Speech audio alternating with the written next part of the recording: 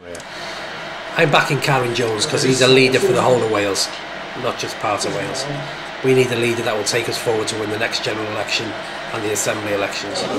I've been a member of the Welsh Assembly along with Carwyn since the start, some 10 years now, and over that time I've become very clear in my mind that Carwyn has all the qualities necessary to be a top-class First Minister and to lead the Labour Party in Wales. I know that at his heart are the values of social justice, of fairness and equality that matter so much to the people of Wales and Labour Party members in Wales.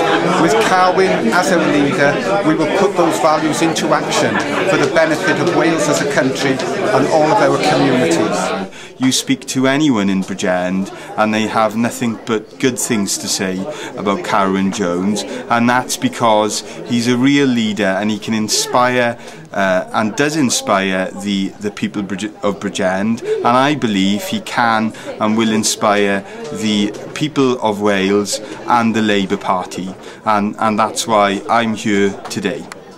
I'm backing Carwyn because I think Carwyn has got the personality that Labour needs to be able to win in Wales. I think he understands areas like the Rhondda. He represents a seat very close by.